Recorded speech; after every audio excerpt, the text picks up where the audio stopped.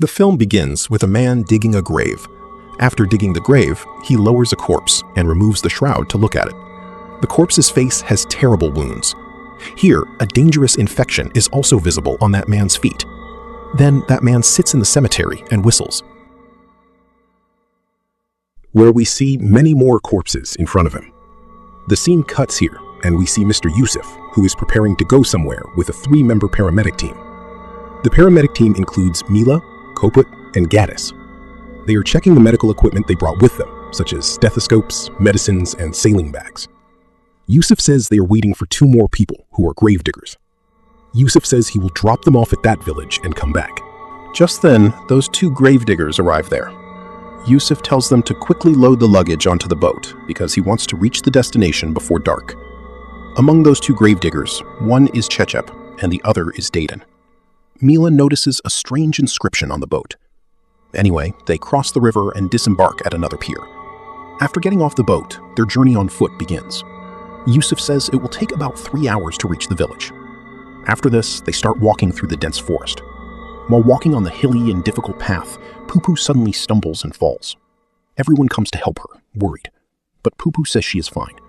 Yusuf tells everyone to rest for a while. Gaddis asks about some old things hanging from the trees. But Yusuf says he doesn't know about them. They have just been here for a very long time. Then they start walking again and enter the village. Yusuf shows them the way to the patient's ward. The village seems completely deserted, like a dead place. Yusuf says that half the people have fled the village due to fear of the pandemic, and the other half are sick, who are being treated in an abandoned factory. Mila asks about the meaning of the cross signs on the doors of houses. Yusuf explains that it means all the people in that house have died, and no one is left alive there. The village workers discuss the current situation. Including 3 new people today, there are a total of 17 patients, and so far a total of 52 deaths have occurred. Here, Yusuf introduces the paramedics to Anis and Chat. Well, Yusuf brings them to the ward. The condition of the ward is very bad.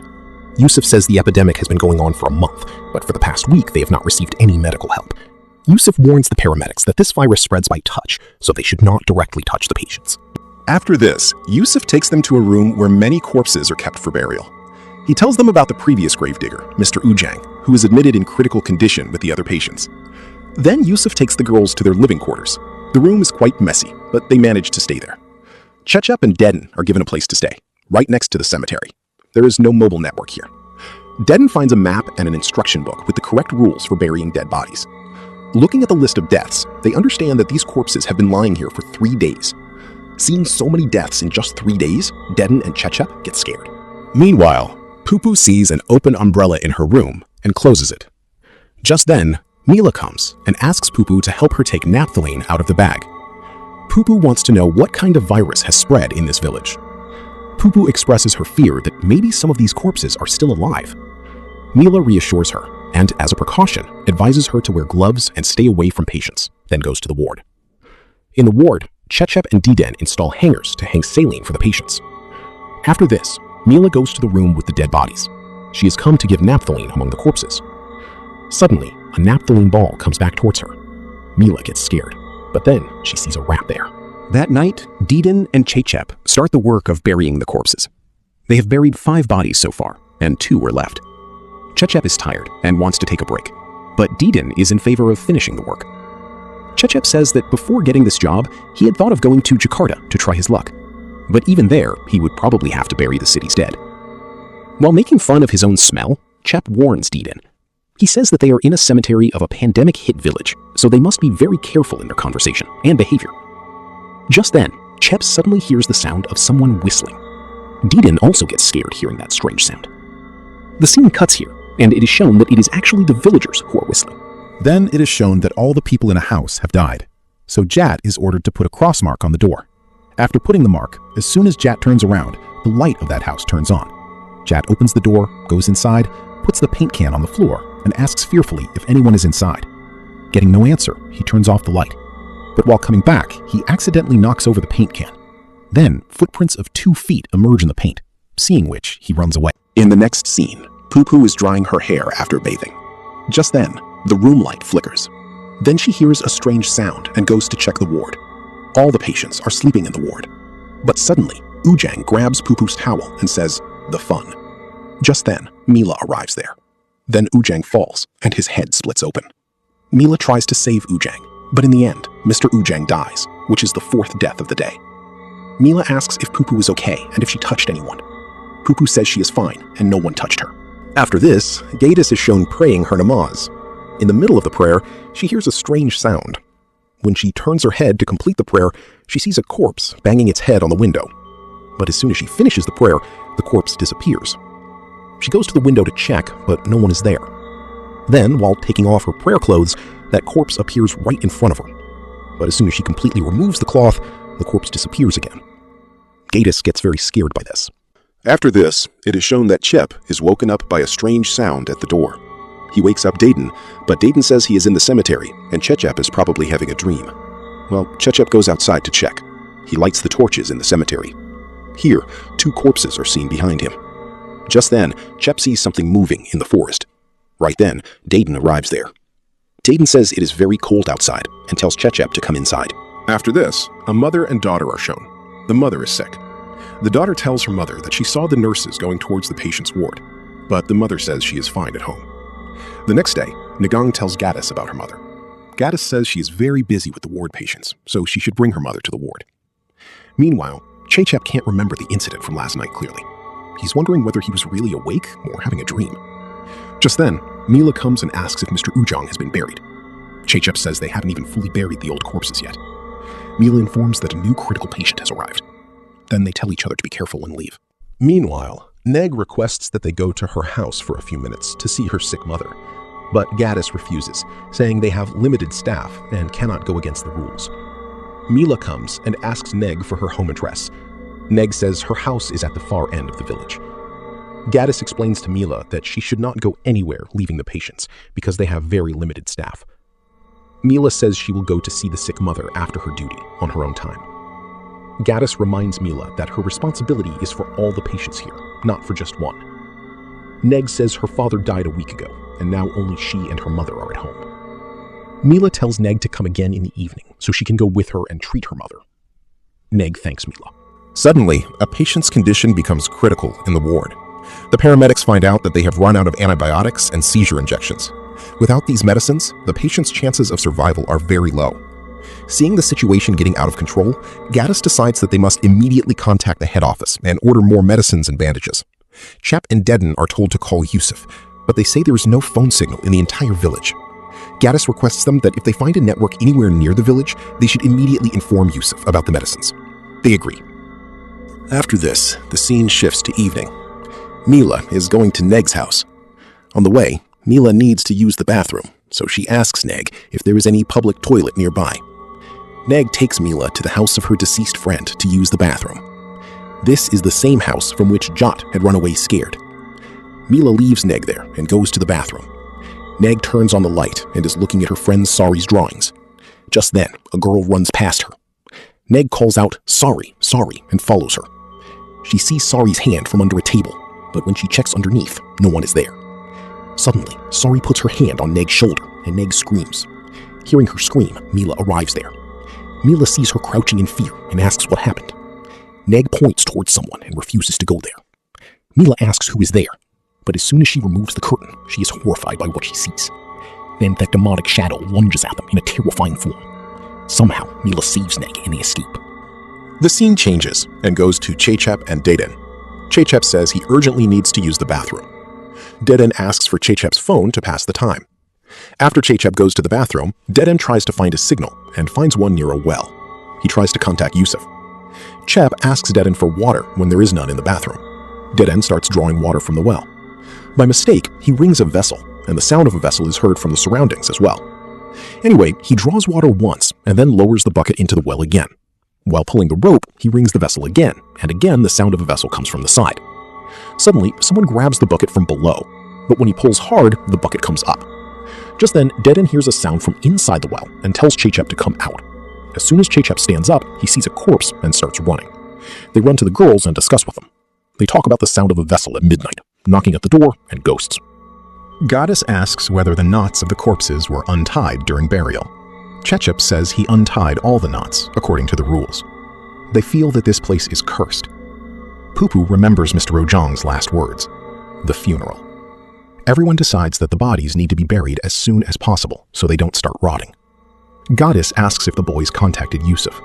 Dedan says he texted him and the signal is only available near the well. Goddess looks for Mila. Just then, the scene cuts and Mila appears. She has reached Neg's house. Neg goes inside and Mila sees a woman in a room. She also notices an open umbrella there. After a while, Neg comes and says her mother is in the other room. Then, Mila sees that the previous room was actually empty.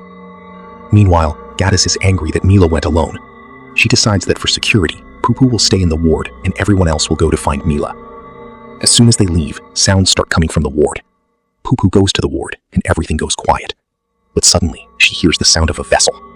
She takes a light and goes to the morgue to check if anyone is alive. Just then, she realizes that many ghosts are looking at her. Poo-Poo runs away in fear. But before she can go far, an invisible power pulls her leg and takes her back to that same room. As a result, some body part of Poo-Poo gets cut off and separated. On the other side, Mila offers Mrs. Ima, Neg's mother, to come to the ward so she can take care of her 24 hours a day. But Mrs. Ima, very sad, replies that in the end, everyone has to die alone. She tells her daughter Nagung to bury her in her father's grave. Nagung forbids her from saying such ominous things and gives her courage to recover quickly.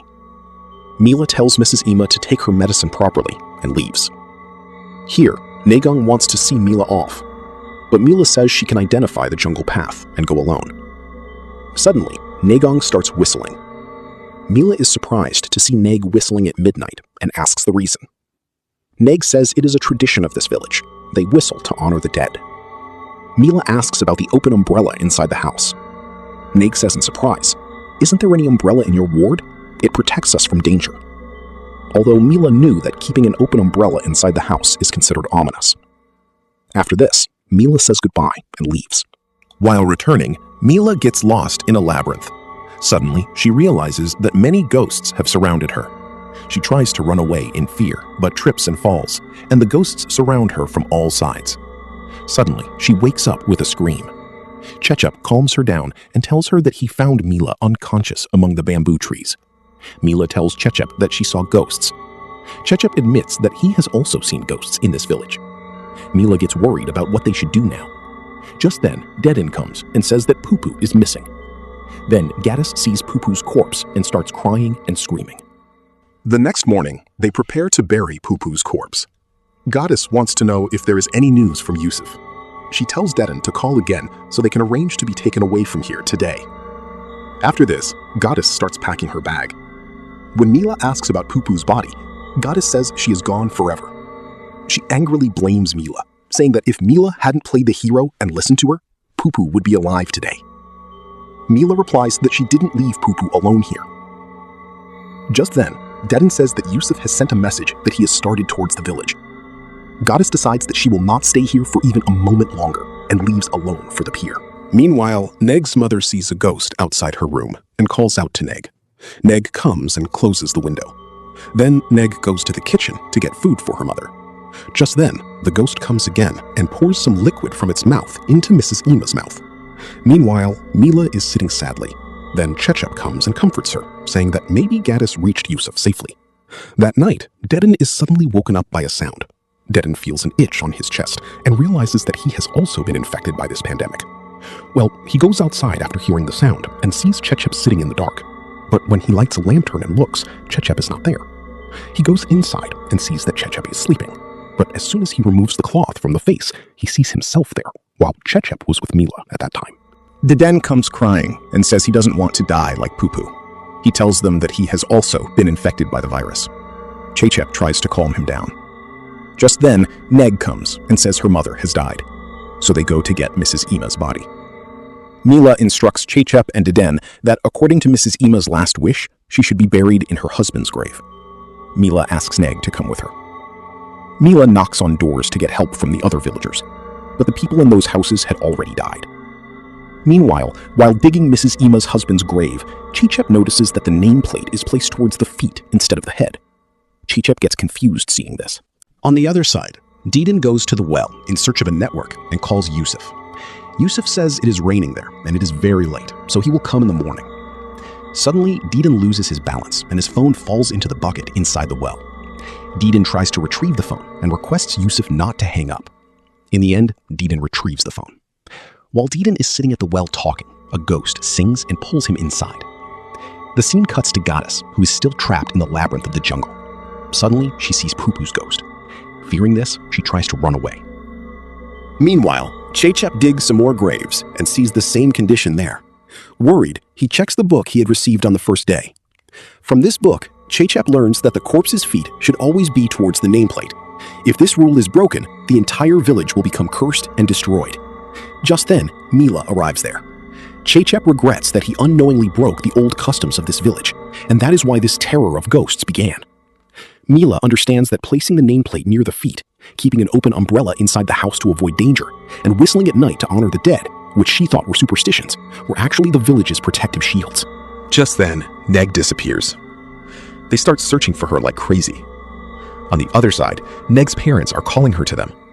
But as soon as Neg goes near them, they turn into ghosts, and Neg screams in fear. Hearing the sound, Chechep saves her and hides under a bed inside a house.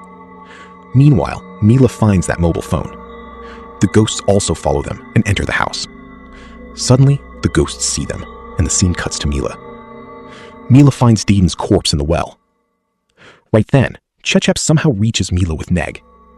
When Chep asks about Deedon, Mila says they will have to leave the village without Deedon.